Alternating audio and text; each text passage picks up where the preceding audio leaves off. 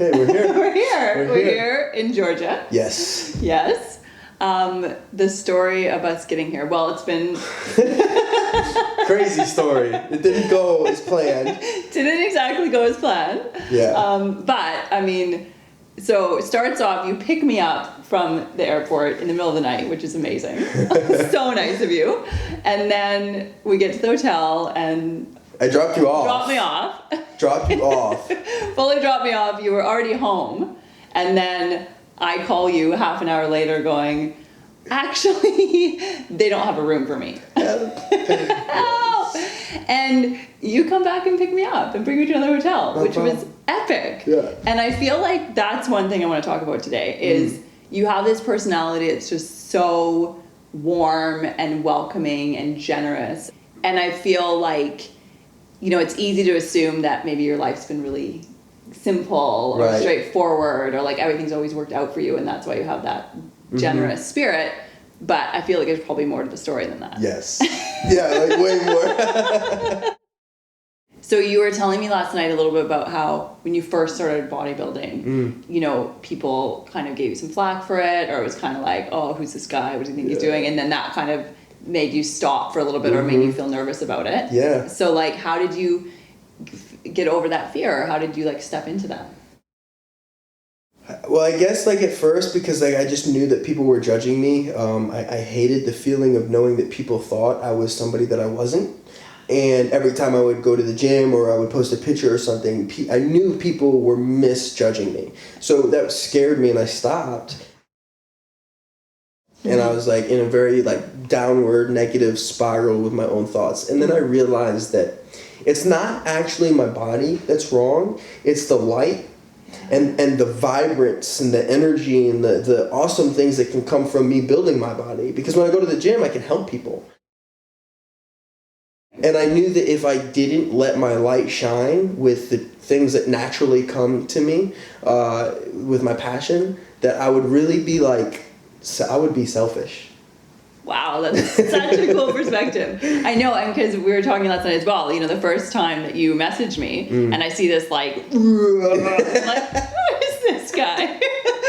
I don't know any people like that. I couldn't be friends with someone like that. Yeah. Obviously, he's full of himself. Right. And then you're not. No. You're this beautiful, warm, generous person. That was a real check for me of going, what prejudices do I have? Okay, so now I want to hear about your early experiences or, you know, the hard things that you've been through. Like, what's the hardest thing that you've been through in your life? So, I was 7 years old. We lived at this place in Pennsylvania.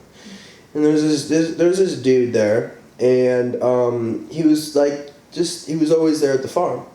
And then this one day, he was like, hey, you know, here, come with me, you know? And we went to this barn. And then that's when he had molested me.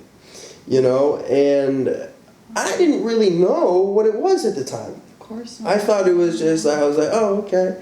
But he's like, don't tell anybody. And I felt like I shouldn't tell anybody, you know. And it happened over a course of time, like, you know, multiple times. Oh. And then from there, I still didn't know it was an issue. Oh. And then he showed me pornography. Oh. And then that's when really, like, pornography and, like, just people, like, I never saw a person normal again. Because they seen him from this viewpoint of pornography. Oh. And like, so, and then also at that time too, he had introduced me to cigarettes. And at 7 years old, I smoked a cigarette for the first time in my life, you know? So I had no idea that when that happened, that it formed a certain mindset inside of me. It formed a certain way of thinking and a pattern. Yeah. And from that point on, everything I did came from that pattern. And, you know, years, you know, go by, I'm doing all these struggles, but that was probably the most traumatic experience I ever had. Absolutely. That sounds so intense. And, you know, you're so right. Most kids, when they go through something like that, feel like they can't tell. They feel like ashamed or they feel like, you know, if I'm hurt, this must be my fault. Yeah. And so what are some of the thought patterns that formed out of that? Like, what was the impact of it for you? Well, because of the pornography, right, it caused like this addiction. Yeah. And so I thought I was just this dirty piece of garbage, you know. Because you started becoming addicted to the sexual. Absolutely, absolutely.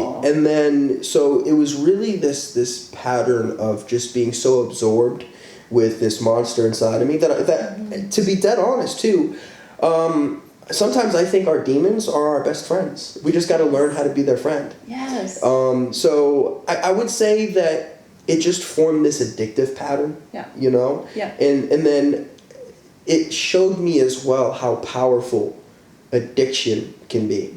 Yeah. Because when you'll do anything to get your fix, so to speak. Yeah. And that was a huge experience So for it me. started that pattern of association between like pornography and did you see men differently? Did you see women differently? Yeah, I seen women as, I never lost respect for women.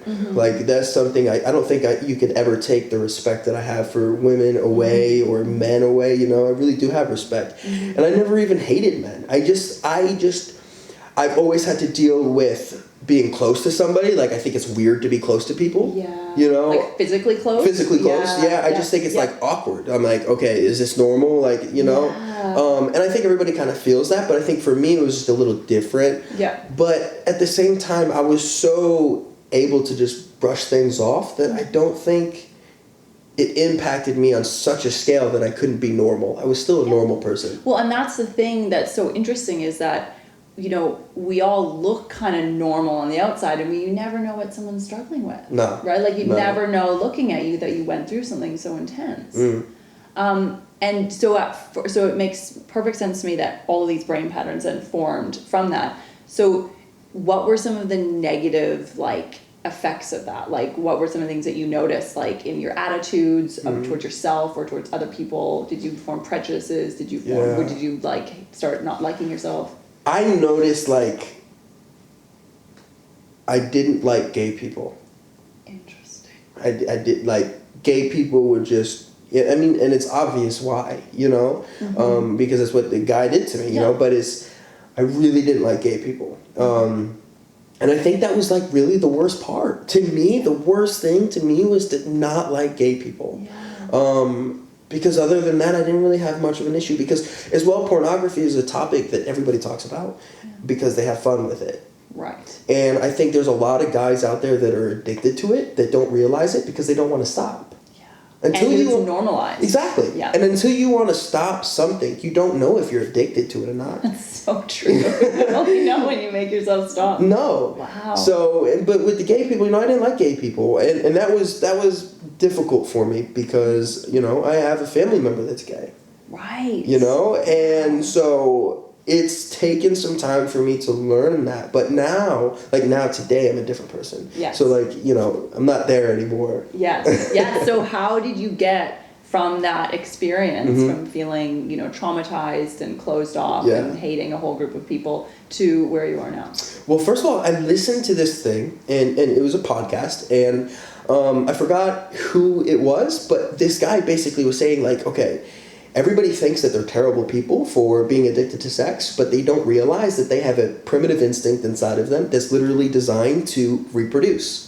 So once I realized that I am not a demon child, that I'm just a human being with these primitive instincts, I was like, oh, I can stop this. Oh. Then I started to come out with it, and I had told my girlfriend from the get-go, and she's helped me throughout the time. Amazing. And I told more people about it, and then I'm just, like, telling anybody who wants to hear me, like, hey, guess what, and from that point on, it's just really, it's when you let people know that you have a demon on your shoulder, that's when people can be like, oh, okay, and here's how you can, so it's really coming out and talking about it. Right, because then it's not this hidden, secretive thing, because we all have that, right? We all have something that we're struggling with, or something that's hard for us, or something that we feel drawn to or addicted to. Yes. Yeah, because it's, addiction is just about trying to cope with our feelings, right? It's avoiding our feelings, so we all do that in different ways. Yep. I would use pornography, too, when I would get stressed out. Right, which makes perfect sense, because that is really where addiction comes from. We have a feeling that we don't like, and then we go, oh, well, here's this thing that I know will give me this feeling that I do like. Let's do that instead. Exactly. Yeah. Exactly, so. Amazing. Yeah. Wow. And so what do you think you've gained through going through that? Like, how did it impact who you are? Yeah, that's such a good question, because it's like, I think, because it's like, number one, you said such a good thing. It's like, what did you gain from all of your pain? Yeah. You know, and you really do gain from pain. When you go through that, you gain something if you're willing to look at it. Yeah. And I would say that I gained the ability to sympathize with people who go through traumatic experiences, because it's one thing, because like, you know, like I did go through many times where I wanted to commit suicide, and to be able to be a person that was, you know, to say, hey, I was molested by this dude, I had a terrible pornography addiction, and I wanted to kill myself because I thought I was a terrible person. I know your pain. So I guess to me it was like taking the hit for other people. Amazing. And then allowing my pain to help heal other people. Amazing. Yeah. Amazing. And so that brings us full circle into the sense of, you know, your warmth and your generosity, and Yes. even little things like the fact that you can empathize with me standing on the corner in the middle of the night. Yes. That's all part of it. Like, Exactly. this is part of who you are. Like, the fabric of your being is you've formed through this trauma, which is amazing. And now you're this light that, Yeah. you know, and you have these huge hopes that I know you'll accomplish, you know, you're Yes. going, Yes. you know, and it's just fantastic that you can be this role model for other people. Thank you. You know, Yeah. it's so powerful. I think whenever, like, and I really want people to understand this part, whenever you go through a traumatic experience, whether it's a car crash or somebody hurting you, I believe there's a wave of energy happening. And when that wave of energy happens, it comes to you and then it can go through you. But how you respond to it also has a matter of how it lets go or how it holds on to you. If when that energy hits you from that thing happening, if you allow that energy to travel through you and you allow that experience to say, okay, that happened, it's gone, you know, you allow yourself to go through that process and to grow through it. But when you hold on to it, and I had to learn this the hard way, when you hold on to that energy, you hold on to that hate and the pain and the sadness and the darkness, you hold on to that energy that came to you, you never let it out. But if you just deal with the problem and you allow the problem to be what it is, you allow it, you accept it, you talk about it, that energy passes right through you. And it's a different energy. Yeah. Imagine if I never changed that energy and I held that energy inside of me, that hate and that malice that guy had for some reason, whatever it is that he did to me. If I held on to that same energy and I never changed it, I would be carrying that same energy. Absolutely. So we changed the energy. That's amazing. I love that. It reminds me of surfing. Right, when you said wave, it's like this wave comes. If you can just flail around and get smashed by it, and then, you know, like stay in the path of the wave and keep getting smashed, or you can ride the wave, and then all of a sudden you're having the best time of your life because of that wave of energy. Amazing. So great. Thank you so much. Thank you for coming out all the way from Australia. Yes.